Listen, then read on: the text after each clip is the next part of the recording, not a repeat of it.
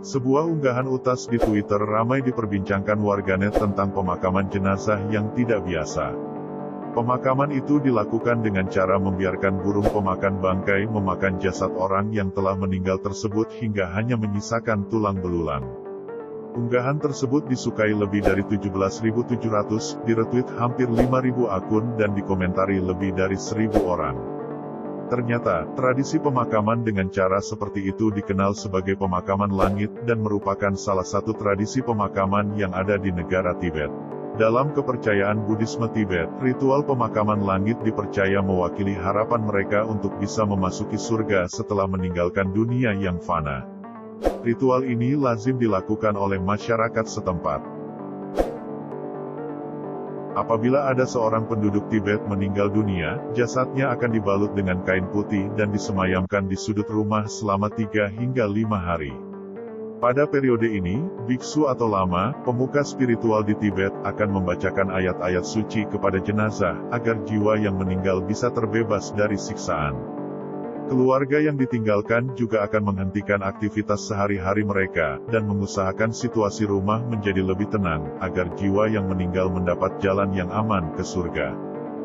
Setelah masa mendoakan usai, anggota keluarga kemudian memilih hari baik untuk pemakaman dan menghubungi Rokyapas, pembawa jenazah, untuk melakukan prosesi pemakaman. Sehari sebelum pemakaman, keluarga akan melepas kain yang membungkus jenazah dan memosisikan jenazah meringkuk seperti janin. Pada hari yang telah ditentukan, jenazah dibawa ke gunung. Dupa khusus, Su, dibakar untuk menarik perhatian burung kondor. Pemuka spiritual kemudian melantunkan ayat-ayat suci untuk melebur dosa yang meninggal, sementara Rokyapas akan memulai ritual memotong-motong jasad. Ritual pemakaman langit memiliki makna filosofis yang dalam bagi penganut Buddha di Tibet. Masyarakat setempat percaya bahwa ketika burung kondor memakan potongan-potongan jasad dari orang yang meninggal, artinya orang tersebut tidak memiliki dosa dan jiwanya akan pergi dengan tenang ke surga. Selain itu, burung kondor juga dianggap sebagai binatang suci dan hanya memakan jasad manusia, tanpa menyerang binatang-binatang kecil yang ada di sekitar. Sisa-sisa jasad yang tidak dimakan oleh burung kondor, akan dibakar dan lama akan membacakan doa. Hal ini dilakukan karena sisa-sisa tubuh itu dipercaya akan mengikat jiwa orang yang meninggal dengan dunia. Karena kesakralan ritual ini, terdapat beberapa pantangan saat pemakaman langit tengah dilangsungkan. Pertama, orang asing tidak diizinkan untuk mengikuti ritual ini, karena masyarakat Tibet percaya bahwa kehadiran mereka akan membawa dampak buruk pada perjalanan jiwa menuju surga. Kedua, anggota keluarga juga tidak diizinkan mengikuti proses pemakaman, hanya Rokyapas dan lama yang diizinkan hadir selama prosesi suci ini.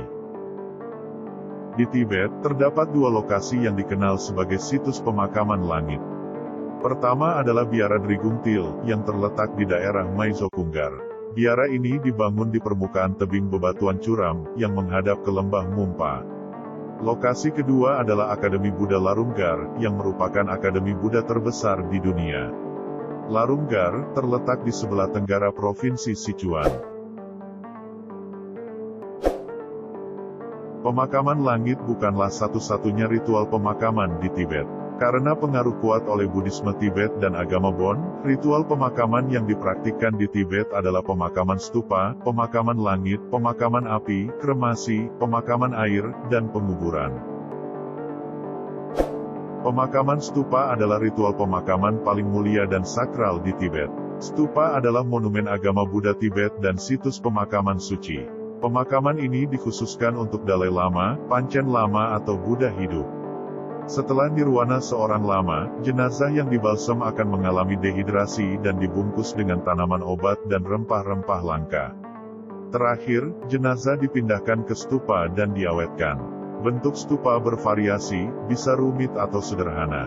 Sementara itu, bahan yang digunakan bisa dari emas, perak, perunggu, kayu, atau tanah tergantung peringkat lama. Kremasi diperuntukkan bagi biksu dan bangsawan tinggi. Pada proses ini, jenazah didudukkan di atas tumpukan kayu dan jerami, yang kemudian dibakar. Abu para beku yang suci akan dimasukkan ke dalam kotak kayu atau kendi tanah dan kemudian dikuburkan di tanah rumah atau di atas bukit atau di sebidang tanah suci. Ada juga yang membawa abunya ke puncak gunung yang tinggi dan disebar ke udara atau ke sungai. Namun, abu Buddha hidup atau lama yang suci biasanya diletakkan di menara emas atau perak kecil beberapa bersama dengan buku klasik, alat musik, dan harta karun. Menara ini biasanya disebut menara berkabung atau menara tulang berkabung. Dalam pemakaman air, jenazah dibungkus dengan kain putih dan dilarung ke sungai. Ada dua pandangan berbeda tentang pemakaman air. Di daerah di mana penguburan langit menjadi praktik dominan, penguburan air dianggap sebagai cara inferior untuk membuang pengemis dan mereka yang berstatus sosial rendah. Di tempat-tempat di mana burung nasar tidak tersedia untuk penguburan di langit, penguburan air diadopsi secara luas oleh rakyat jelata dan ritualnya mengikuti seperangkat aturan yang ketat, secara sakral dan khusyuk. Bagi orang Tibet, pemakaman bumi adalah bentuk inferior. Penguburan lazim di zaman kuno dan dipraktikkan secara luas oleh banyak klan.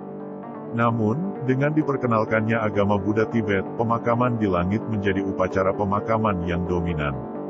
Penguburan sekarang jarang dilakukan, hanya mereka yang menderita penyakit menular atau mereka yang dibunuh oleh perampok atau pembunuh yang akan dikubur dengan cara ini. Menurut orang Tibet, tubuh orang-orang tersebut tidak cukup bersih untuk dipersembahkan kepada burung nasar. Penguburan menunjukkan dua arti, pertama adalah memberantas penyebaran murain. Cara lainnya adalah bertindak sebagai cara menghukum orang mati dengan memasukkannya ke neraka. Pemakaman ini diperuntukkan bagi anak-anak. Biasanya dipraktikkan di Nyingchi, Tenggara Tibet. Agar tidak terlihat oleh anak-anak lain, jenazah anak tersebut ditempatkan dalam kotak kayu dan digantung di pohon yang terletak di hutan terpencil. Penguburan tebing dipraktekkan di Tibet Selatan. Mayat yang dibalsem ditempatkan di dalam kotak kayu. Kotak itu kemudian ditempatkan di gua yang berada di tebing, dan biasanya berada 50-300 meter di atas tanah. Itulah ritual pemakaman langit di Tibet, dan beberapa ritual pemakaman lainnya.